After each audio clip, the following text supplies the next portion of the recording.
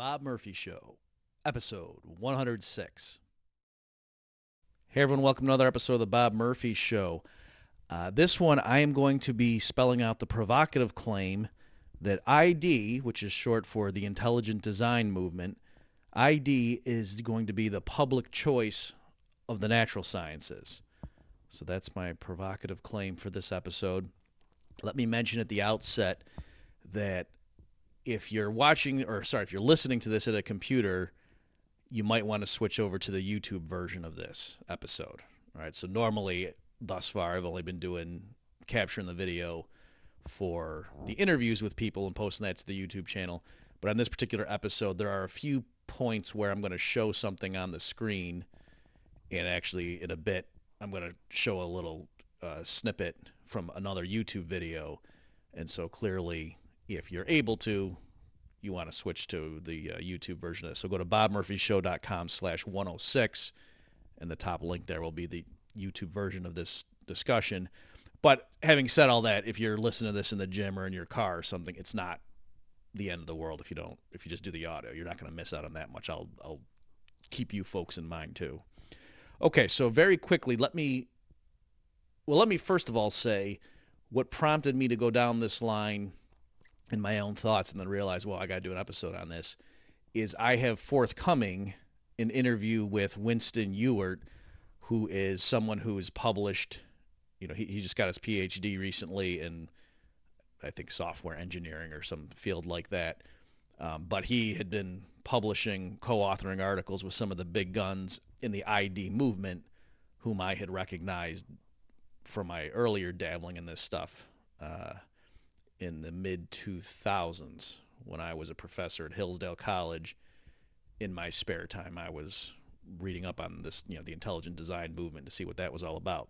And so I recognized these names like William Dembski in particular. So in any event, an episode 111, which of course hasn't dropped yet, if you're hearing this current episode 106 soon after it's been released. But I interview Winston about some of his published articles on this stuff. And so what he ended up doing was he takes concepts from computer science, like standard tools that you would use in computer science, and applies it to biology. So loosely speaking, instead of looking at DNA, he'll put it this way, using tools that normally would be deployed to look at computer code and sections of the code, and looking at as modules and things like that, and he does it a different way, applying that to a database full of genetic sequences for various types of species. All right, so I'll get to in a minute exactly what pops out of that analysis, but that's the kind of thing he was working on. So let me first, though, just briefly review what public choice is, and so you'll understand my analogy, or me saying I think ID is going to become the public choice of the natural sciences. So the public choice movement in economics has to do with applying standard economic tools to the political arena. So it's called public choice to distinguish it from private choice, right? So the idea is that, thus far, economists have deployed their tools, like their model of consumer behavior or firm behavior, to the private setting where there's private choices being made. But then there's also this whole scope of what's called public choice, where society has to come together and make some decisions to choose things. And so, hey, let's use the economist toolkit in this arena as well. So I'm not going to try to summarize the main insights of public choice theory, but it certainly rips away the romantic veneer that's normally placed in the political process, right? So a standard economist who, believe it or not, actually has a leftist bias, I would say, not in terms of the broad social sciences, but I would say in terms of, most economists are to the left of me, but that's really not saying too much. In any event, the average professional economist is all about saying all the reasons for why markets can't produce good outcomes, right? And certainly just because a business had a campaign like, we're going to be good for the environment, no self-respecting economist would say, oh, well, because they labeled their campaign with that title, we don't need to investigate any further to maybe wonder about their actual motivations or to look at the results of their policy. The fact that they named it that, I mean, that's pretty much proof that it's a good thing. And anyone who opposes that business's campaign to be good for the environment must hate the planet. Right? Nobody would talk like that, right? Of course, people would be skeptical of the announced motivations of business people, and they would assume actually they're trying to maximize profits and so on, okay? Or at least that's a very good benchmark starting point. And yet, for some reason, with the political process, because something's labeled the Americans with Disabilities Act or the Environmental Protection Agency, it all of a sudden, it's assumed it must be doing what it sets out to. Or a politician launches a war on poverty. Wow, it's because he must really want to help poor people, really? And we don't need to track the measurements too much.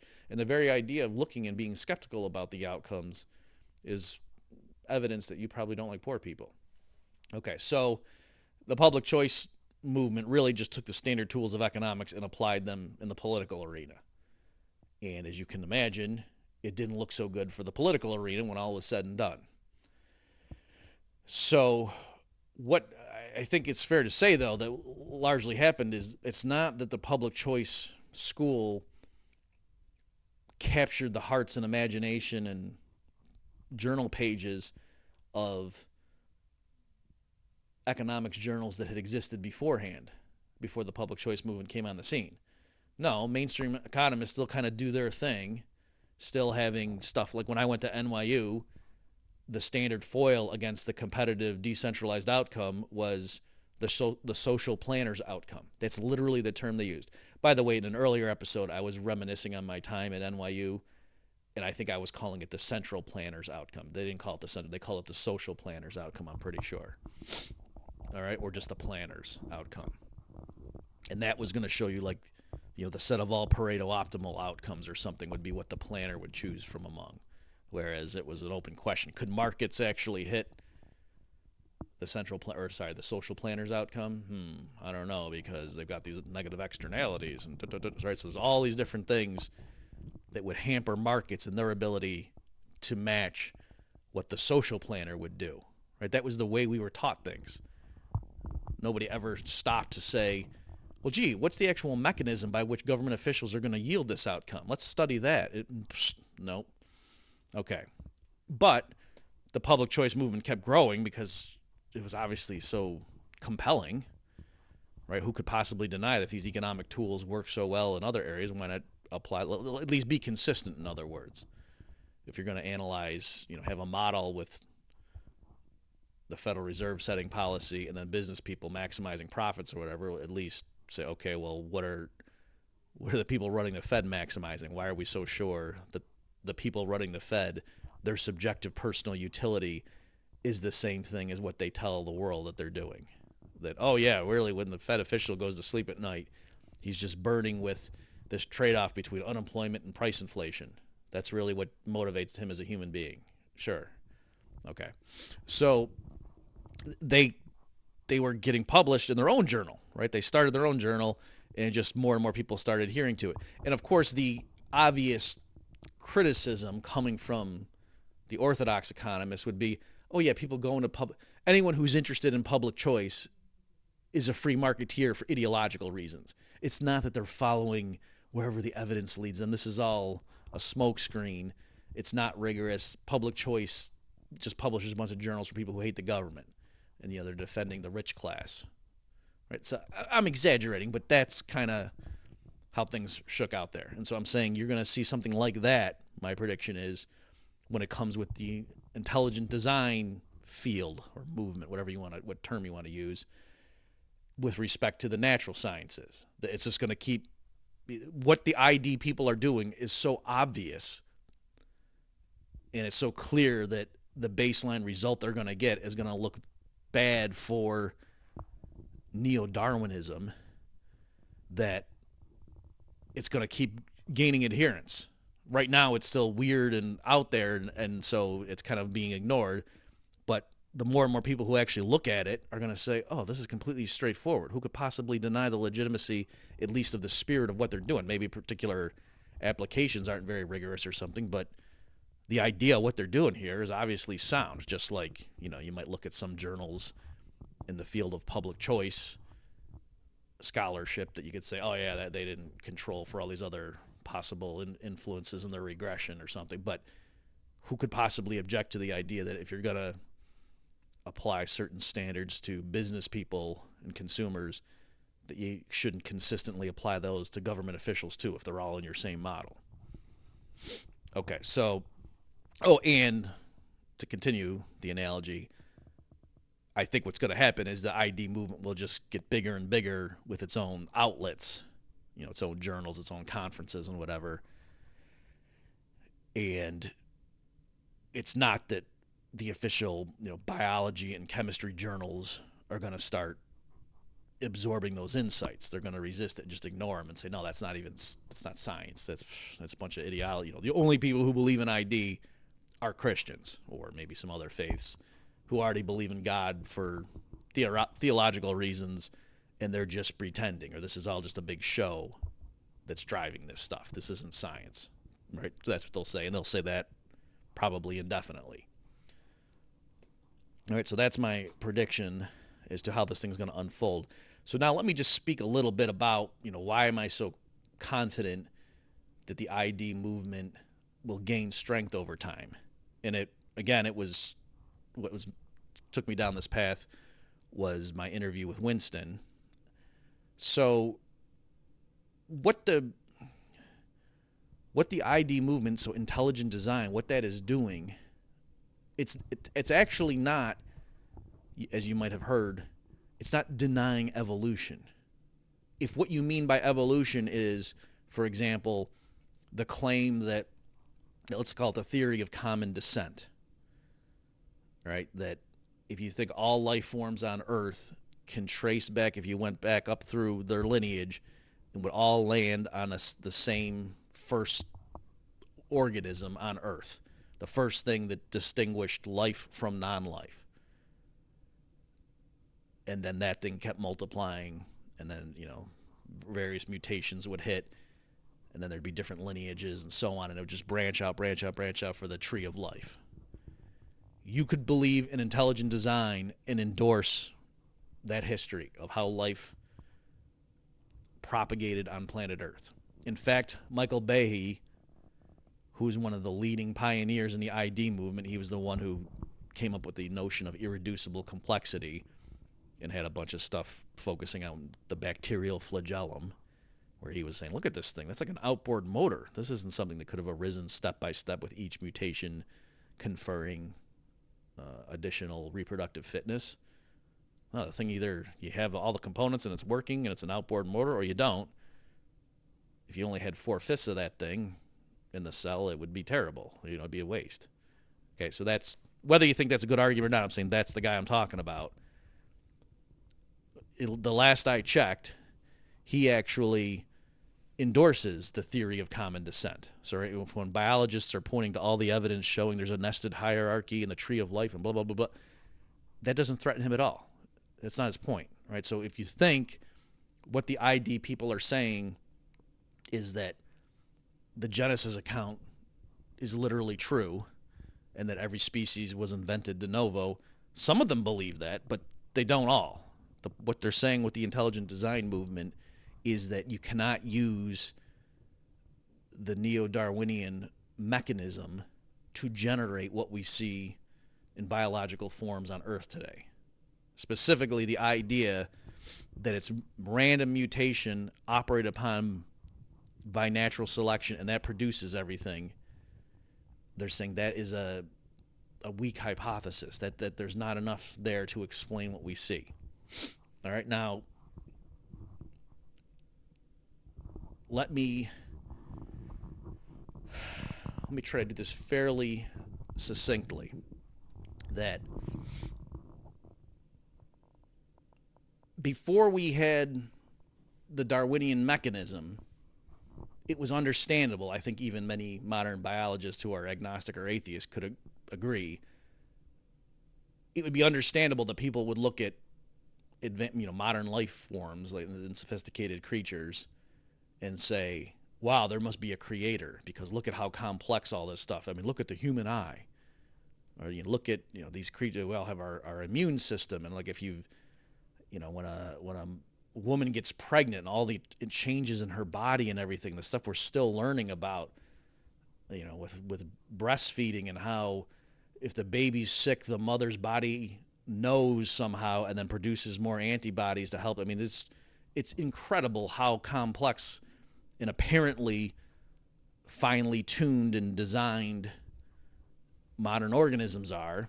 And so if you just were to say, oh yeah, it was just because there were mutations and that, there was a freak set of mutations and that's what produced all these modern organisms, that would be absurd, right? If you calculated out all the different, the space of possible, genomes or something and came up with any kind of back of the envelope calculation as to say, how could mutations work? What are the chances you could go from non-life to stuff like this? Obviously, it would be so astronomical it wouldn't even be worth calculating. That'd be crazy, that kind of an explanation. But now with the Darwinian mechanism, modern biologists think, oh no, we're not saying that's, if you try to make it sound like it's just all blind chance and one in a bajillion, jillion chance of this outcome, no, you're being intellectually dishonest or ignorant is what they would say. You say because there's this background of the environment that has, let's call it a fitness landscape if you want to do it in functional terms. And, so back in the day, the primordial soup, who knows what, there's amino acids or something in the pot and lightning hits and all right. Obviously, I'm just being glib here, but whatever the story is to how life first arose from non-life in a purely mechanical explanation that doesn't involve any intelligence, then they'd say, okay, and then because of the environment, now certain random mutation hits. In the vast majority of cases, it's going to be disadvantageous, but once in a while, a mutation will confer an advantage. And then that will, allow that line to have more reproductive success. It'll pass on the copies of those genes more often than the one that didn't have the beneficial mutation. And so this is how over time you can explain beneficial changes accumulate. And that's how we end up with the human eye or, echolocation in bats and blah, blah, blah, blah. Okay. So what's ended up happening, though, is you've just shifted the explanation off of the biological structures, in cells to the environment, right? So if you agree that the just chance of going right from raw building blocks with mutations with just random mutations directly to the outcome, that would be a huge leap. That would be implausible. That'd be crazy as an explanation. And if you think, though, that you've somehow solved the mystery by saying, oh, no, it's because of the environment, well, then the question is, all right, why is the environment such that it yields this outcome? Why should the environment have this structure? And I grant you, that sounds like it's just navel gazing and, oh, your lack of imagination is no strike against my theory. But hang on. I agree if we had no understanding or no theory of where the environment came from and what should guide its structure, that maybe biologists could comfortably just say, look, that's not our area. The environment is what it is. And then we as biologists are going to say cells that emerged 2 billion years ago out in the pond because of lightning strike or whatever, then step by step, we don't need to invoke any intelligence, and we don't need to invoke anything that's too implausible. Yeah, there's certain things that we don't know exactly, but we've solved enough of these cases to see how something that looks irreducibly complex actually could be broken down into step-by-step beneficial changes that accumulate over time. All right. And they're just remaining agnostic. Well, I don't know where the environment came from or why it's like that, but that's not my field. I'm doing biology. I study life.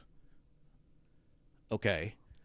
But other scientists do try to explain where everything came from, namely physicists or cosmologists. Okay? And they say ultimately it came from the Big Bang.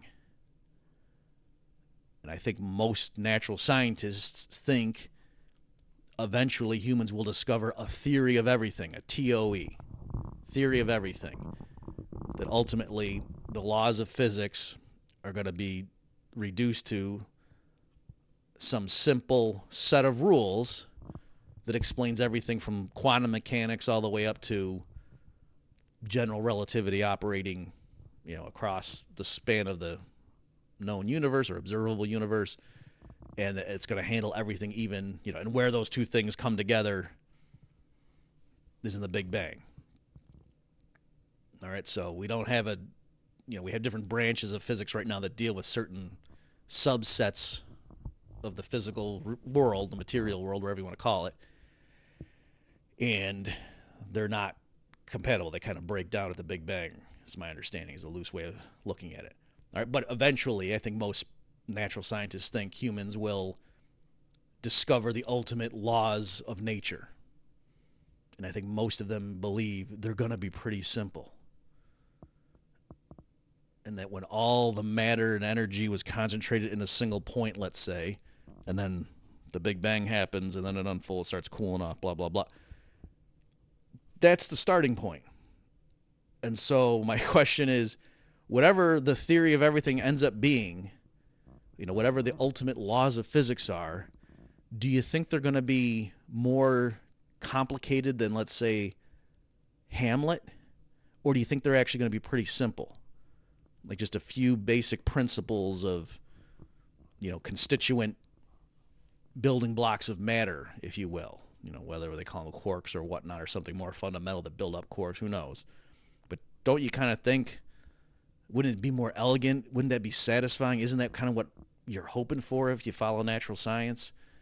That there's going to be this underlying theory that just shows, no, the real laws of physics, what the rules that govern the behavior of nature, by which we mean like the physical material world, that it's going to be something pretty simple and elegant. And so then if you're starting from that, how in the world are you going to start with that system and those, list of very simple rules or laws of motion, or, the evolution of the system from time T1 to T2? How are you going to start with that and then end up with creatures who have brains and nervous systems and can write Hamlet? That's the challenge. And so what is happening with, for example, Winston Ewart is, and other intelligent design theorists, is they're taking pretty basic tools from other disciplines like computer science, where you can quantify information. They're trying to come up with ways of quantifying information, right? Like looking at a hard disk, there's a difference between it being empty and having a bunch of information on it. And that's not just some arbitrary philosophical thing like, well, what does that mean? No, there's a very rigorous sense in which a hard drive that's full of data has more information embedded in it than an empty hard drive. And maybe we haven't found the best way of describing that or quantifying it, but the point is that's a real thing that's useful in another area, right? So it's not that these tools were all just invented to make ID look like it was rigorous and objective, as opposed to just, some new flavor of trying to preach Christianity on people. And so I'm saying, how could it, whatever the tools are, how could it possibly be the case that you train the tool on the Big Bang, that initial starting condition where everything reduced down to a point and a few elementary laws of matter and energy and how they interact and evolve, and what do we mean by time, and as time starts to pass, here's how the system unfolds. How are you going to start from that and end up with the human eye and the human nervous system and everything else? And by the way, it's not just biology that's finely tuned. There's all sorts of things about the universe that make it look like even the fundamental laws of physics were calibrated. The dials were turned on the charge on an electron and the gravitational constant and all these other things to make life as we know it possible. The fact that Earth has a moon, that's very important. If the moon didn't exist, we wouldn't be here, probably. Right? Because the moon was like a shield. That's why it's so pockmarked. It's like this big shield guarding Earth from a bunch of incoming strikes. All right, so it's the more scientists study, the more precarious our existence is, and the more amazing and miraculous it is. Like, wow, how are we even here? This is amazing. It's almost like the whole thing was designed to give rise to us and other creatures. All right, so I'm saying whatever objective tools that are being deployed in these other arenas you're going to come up with, it can't possibly be that you're going to look at the Big Bang and then say, oh yeah, that it's understandable why that would generate what we end up seeing, as opposed to a lifeless universe that just has clumps, of matter. I mean, you could have stars, I suppose, that maybe that's not so hard to imagine, but why you would have all the things necessary to yield life is actually, you'd have to say, okay, there's this, and then a miracle occurs, and then this, and this. If that's all you had to plug in. Now,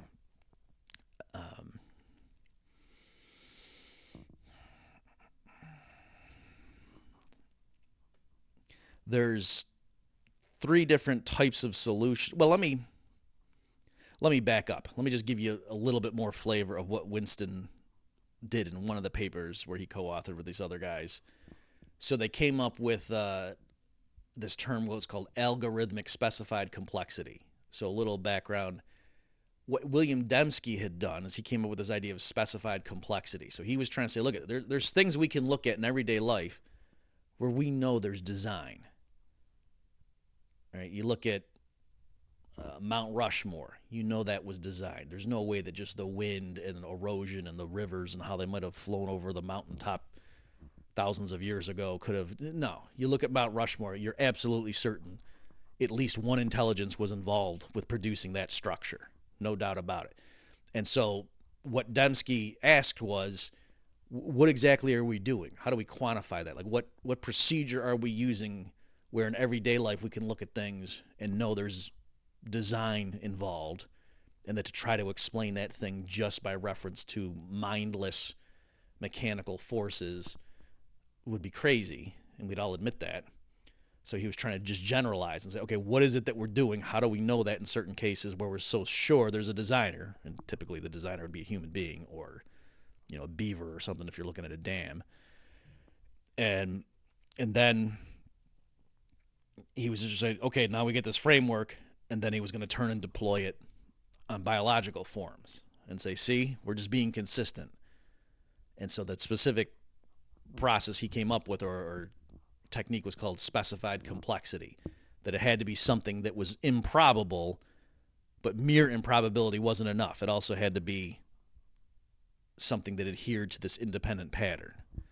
Okay, so in this paper, and again, in bobmurphyshow.com/111 is where you see my interview with Winston and Ewart, who was a co-author on this paper. So when that drops, obviously you can go there for the full story. Here I'm just kind of giving the layman summary. They just came up with a way to operationalize that, and they were deploying it in certain settings just to sort of put the model through its paces, or the algorithm. So like they applied it to a deck of cards. Like let's say you're playing 5-card poker with somebody, and the person's, so here I'm taking their analogy or their example and adding my own flavor to it, but I think that Winston's fine with this. The other person, he's shuffling or whatever, maybe even cuts. He deals you 5 cards, himself 5 cards. Let's assume that you don't draw after that. And you're betting, you got a decent hand, you're betting, you got 2 pair, you're betting whatever, he's betting. Boom, and he lays down, he has a royal flush. What are you going to think? You're going to be sure the guy cheated. What are the chances with a freshly shuffled deck he's going to deal himself a royal flush? And so now, let's ask ourselves, though, well, wait a minute. What specifically is it? And you could say, you might be tempted to say, oh, it's because the chance of you pulling a royal flush, there's 4 such hands out of what are the total number of possible hands you could have dealt yourself, and you see it's astronomically small. But the problem with that is there's, no matter what hand he dealt himself, that specific hand, there was only a 1 in all possible hands chance of that specific hand happening. So if you frame your objection the wrong way, it's going to be silly, right? Because there's a sense in which every hand that's played, the chance of that hand coming out is astronomically small. But yet, it's not that any given hand he dealt himself, you'd accuse him of cheating. It's the fact that it was an improbable hand and it was, very advantageous to him. So it adhered to this independent pattern that we had defined, besides just the actual mechanics of shuffling cards and handing out cards. All right. So in their paper, that they show how their technique evaluates and gives a score to an algorithmic specified complexity score to the various poker hands, and the royal flush gets a really off the charts reading, whereas just some random hand that isn't even one pair doesn't get a good score, even though both such hands are, in a sense, equally improbable. Okay, so that's the way, they come up with a rigorous way of doing that, a non-question begging way of doing that. And then, effectively, then they look at proteins, folded proteins. And it's, given the way proteins can be, the chance of it being constructed in such a way that it could be folded, which is necessary for life as we know it, is astronomically small, right? If you were just randomly dealing proteins off the deck, the way of it coming out in that configuration is shockingly small. And so, in a sense, it's like when they take that meter by which, if somebody just off the fresh deck dealt himself a royal flush, you'd say, wait a minute, that looks suspicious because there's a lot of algorithmic specified complexity here. You start using that meter and looking at biology, and you're seeing royal flushes all over the place in nature. All right, again, these are my words. This isn't necessarily the way that the authors of the paper would describe it, the results to the layperson, but it's my attempt to.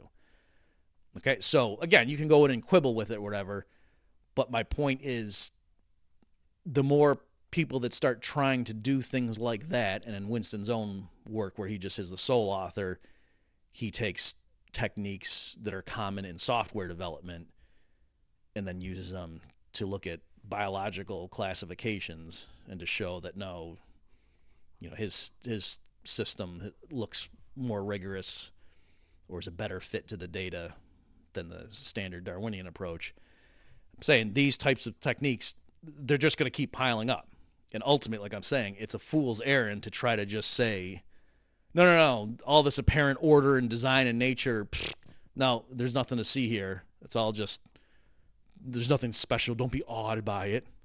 No, it's just standard stuff because there's random mutations operated on by natural. That you're just pushing the problem back one step. Why should the environment or the fitness landscape be in such an incredibly exquisite pattern such that random mutations operated on by natural selection yield these outcomes?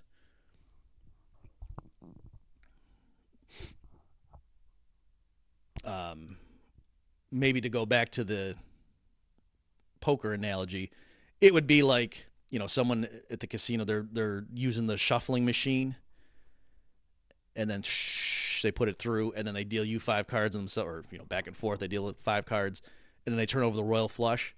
You're going to think there's cheating involved. And if they're like, oh, no, look no, it's all the shuffling machine, I didn't do it.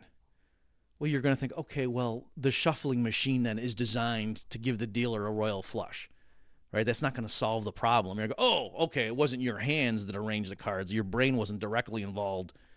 And so therefore, you're going to say, well, where'd this shuffling machine come from? How come it's in the configuration such that it randomly gave you a royal flush, right? So that's the idea. And again, I'm saying back when you could just be agnostic about where the environment came from, I could understandably see how biologists would say, no, in the purview of our field, this is the kind of stuff we talk about. We take the environment as given. That's not something for biologists to discuss. And okay, but natural scientists as a class, you can't possibly just sit back there and say, no, there's nothing to see here. There's nothing to explain. Don't listen to these Christians who are trying to confuse you with all of their incredulity. No, that's amazing. Why would a simple set of rules of the laws of nature, starting with a point that has all the mass and energy in it, Why would that yield all this stuff? Where did the detail come from? Where did the information come from?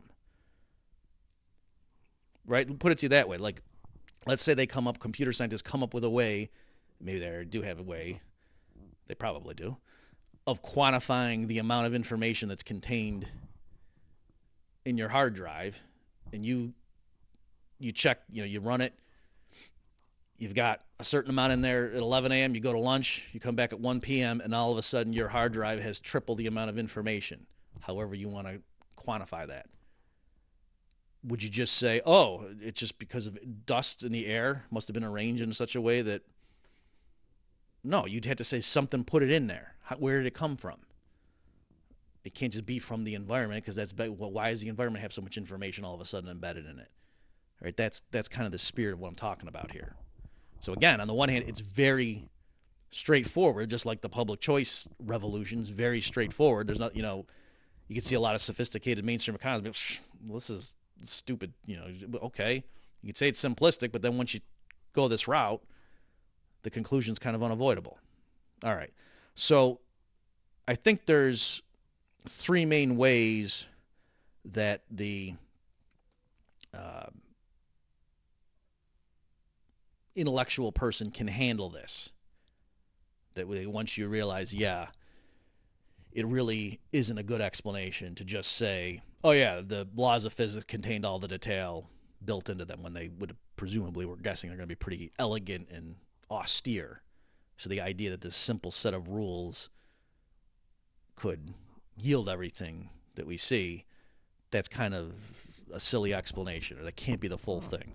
So I think there's three types of solutions to this problem. So one is, you could say we're living in a simulation, and that's why things ended up the way they did, because there's actually intelligent simulators, people that, or not people, whatever you want to call it, intelligences, or a singular, an intelligence, that design this, and there's a sense in which this isn't the full reality right here. We're just inside a subset of broader reality, and to us, why do we exist, and where did this come from, and why are the rules in such a way, and why was the initial conditions so apparently perfectly picked that then operated on by these simple and elegant rules yielded all this stuff? Oh, it's because this whole thing was designed by an intelligence, or a plural, intelligences. So you could think it's the Matrix. You could, of course, if you're religious and think God created everything, then this could fall into that. You could say, in a sense, you might not use the word simulation, but it's the same idea, that this is just temporary, and once we get to the afterlife, we'll see full-blown reality in all of its glory. You could say that, all right? So that's one way of dealing with this. Another way is the so-called many worlds interpretation, to say, oh yeah, every possible universe exists, and only in a vanishingly small number of them does life emerge, and then even a smaller subset does consciousness emerge, for there to be organisms looking around and saying, wow, why are we here? How did this happen? And so, if there's infinitely many universes, that's eventually going to happen, or that will happen. Maybe eventually doesn't make sense. And then we shouldn't be surprised and looking around, and why can we see it? Because there's like a survivorship bias in all of the 99.999% of possible universes where there's no life forms. There's nobody there pontificating, how did we get here, man? This is so deep and cosmic.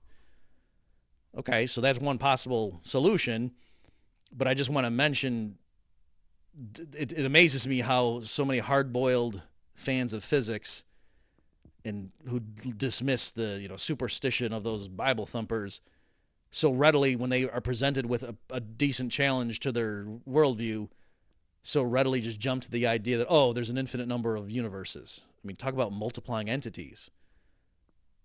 Talk about invoking things that are non-falsifiable, right? I mean, you could just as well say there's a green demon in the corner and he's controlling everything, right? How are you going to know there's infinite universes if, depending on the construct, by definition, we can't get into the other one because we're in our own universe with its own laws. All right, so that is one possible explanation. And then finally, something that I've seen is people could appeal to math itself, right? So just like the biologist kind of punted and kicked the design and the structure and like where this detail and information come from in biological structures, and they pushed it into the environment, the raw physical landscape and such. And now I'm showing it can't stop there because the laws of physics, the Big Bang, blah, blah, blah, is pretty simple. There's not too much information that seems to be embedded in that, where, or at least without being very arbitrary,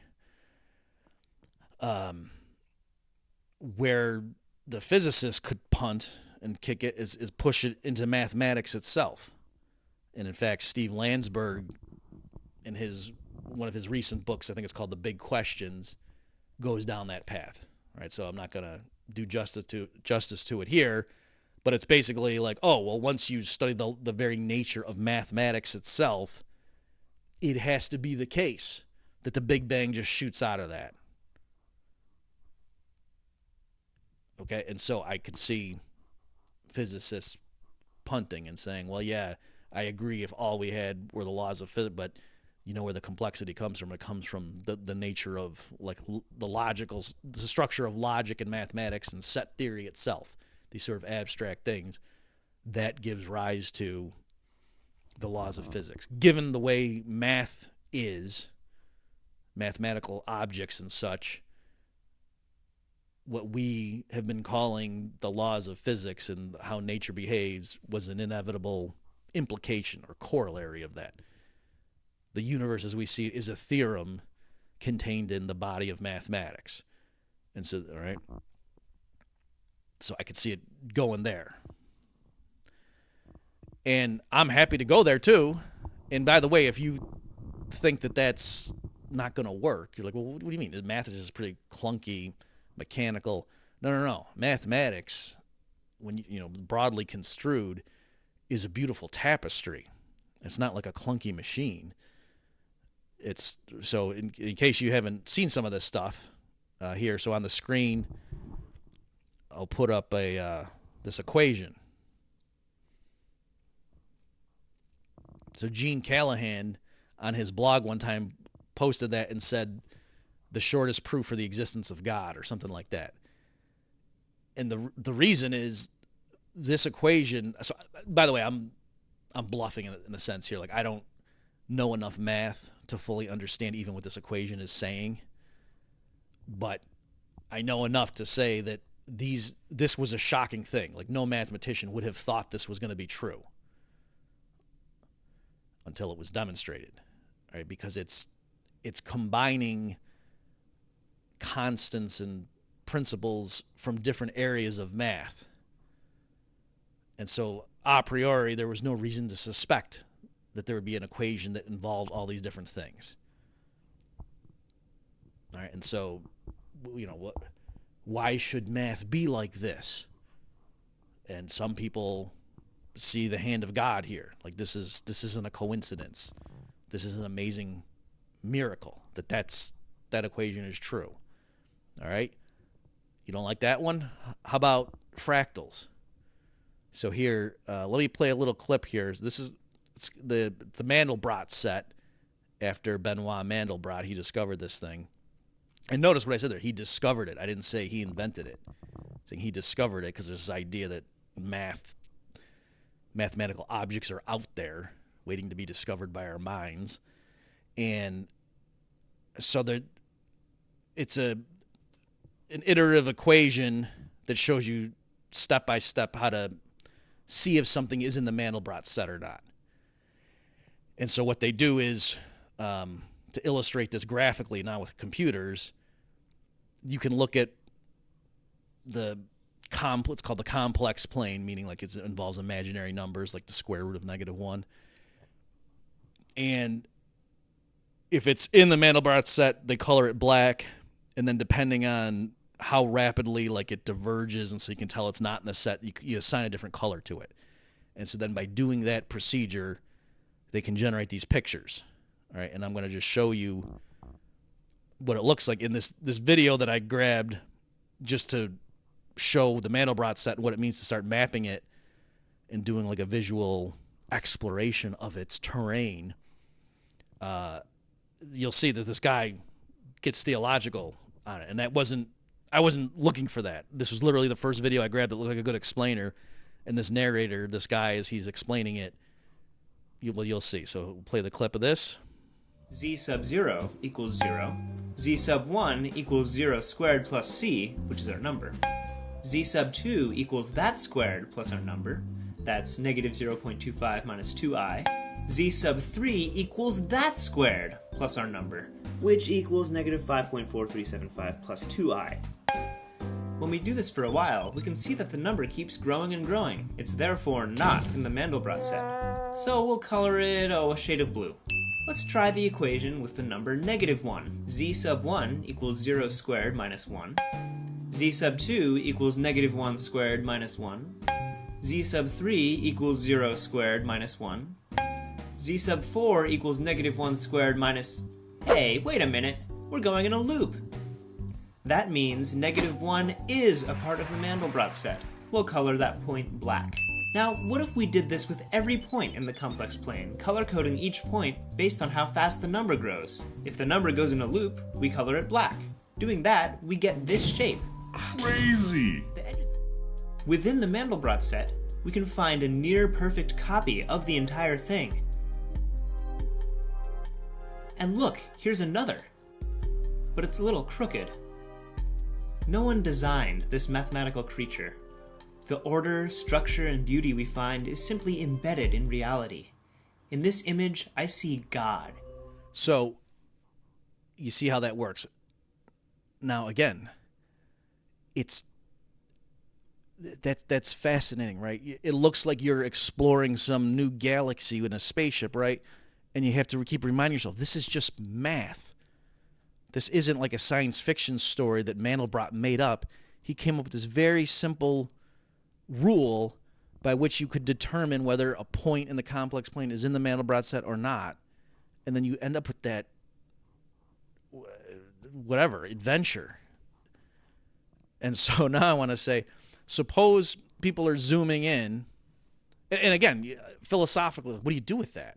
And I can understand how people who have resisted the design inference in all these other arenas, like when biology, and then if you push it into the physical world and say, nah, and now we've pushed it into mathematics where, wow, mathematics, it almost looks like some brilliant artist with a keen mind designed math, doesn't it? I mean, this is, and you say, oh, come on, that's gobbledygook. No, math is math. Give me a break.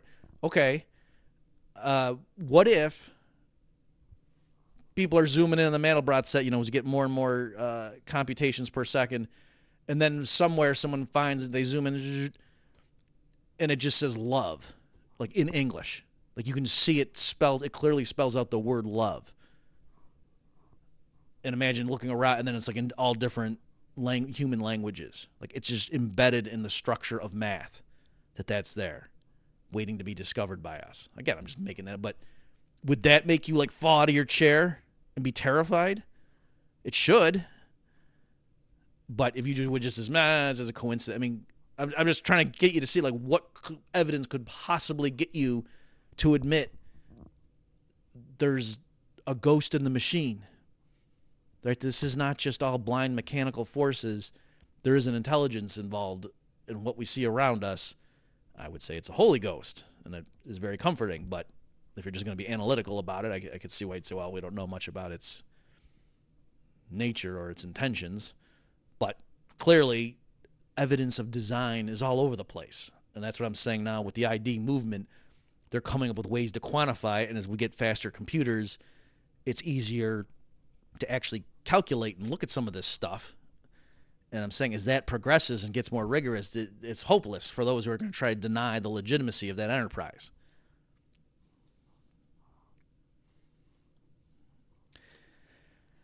Well, I guess that wraps up my case for why I think the intelligent design movement will end up being the public choice of the natural sciences. This is the Bob Murphy Show. For links on all this stuff, go to bobmurphyshow.com/106. Thanks for your attention, everybody, and I will see you next time. Now that I've wrapped up my discussion of the intelligent design movement, let me mention my new challenge to you folks, what I'm going to call the 5 flip challenge. So here's the idea. As you know, I don't want to move to regular commercials. I think that's just going to change the nature of the show, and that's not the vision I have for it. There's thousands of you downloading these episodes, and if just a fraction of you contributed $12 a month, that would really open things up, right? And so it seems like what's going on here is we've got a mismatch, and so I just want to suggest the following. I think probably a lot of you are believing that, if let's say 1 out of 32 listeners paid $1 an episode, that seems like a pretty low threshold, right? And that's kind of, that in order for people to support things, that kind of have to have voluntary contributions to do it, that's a reasonable threshold. If 1 out of 32 people who listen to the thing all the time just gave $1 an episode, right? Because I realize the problem is it's a pain to go through and you gotta set the thing up or whatever. It's just, And so it shouldn't have to be that everybody has to go through the motions of doing all that, because it's a lot of fixed costs, wasting your time and whatnot. But on the other hand, if nobody donated anything, then the show wouldn't exist, at least in its current form, right? So for those of you who listen all the time and you're just like, yeah, it must be that enough people are doing it. Let me just say, do you agree if 1 out of 32 people contributed $1 an episode, that's not unreasonable to think that kind of level of support would be necessary to keep this thing going, right? Okay. So I'm going to challenge you then, if you've just said that, go ahead and do it formally. And there's a way you can do it. Take out a quarter. Flip it 5 times in a row. If it comes up heads all 5 times, then you, my friend, have been chosen. You're a person who should now log on, go to bobmurphyshow.com/contribute, and you should sign up for $12 a month. And you can be somebody who's going to give $1 an episode if I move to 3 per week. That's how that works out, $12 a month, right? If you say, I'm going to do the 5 flip challenge, you flip the coin. If you see a head or a tail, you can stop. The only way you're on the hook in terms of your own internal ethical system is if 5 heads in a row come up. And then you say, okay, I said to myself I was going to go ahead and take Bob's little gambit here. And 5 heads in a row came up. So I'm one of the 1 out of 32 people that now is going to go ahead and contribute. Okay? So that's all I'm asking. I'm not asking you to contribute. I'm asking you to do my 5 flip challenge. Say to yourself, if I flip this coin 5 times and get 5 heads in a row, then I'm going to give Bob $12 a month, and I'm going to go through the pain of getting out my credit card and figuring out how to do this thing, and I got to set this, so that's going to take me a good 10 minutes to do.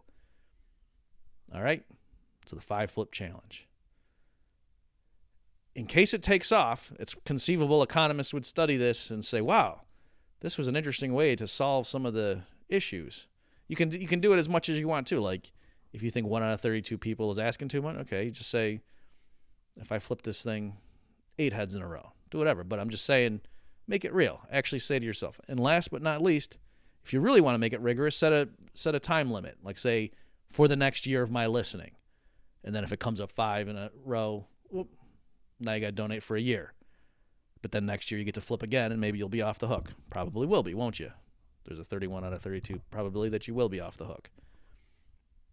Or you can say, I'm going to make it lifetime, as long as I'm listening. You can do it once, but if it comes up 5 heads, that means now, as long as you're a faithful listener, you should keep that donation in force. Okay? So just a little fun way to make it a bit more rigorous. That if you're kind of thinking, yeah, I know some fraction of the people have to support it, but I'm not going to deal with it right now, just go ahead and flip it. And then you can say, I did my duty. The 5 flip challenge. Thanks, everybody. Whether or not you do the 5 flip challenge, you're always welcome to tune in, and I'll catch you all next time.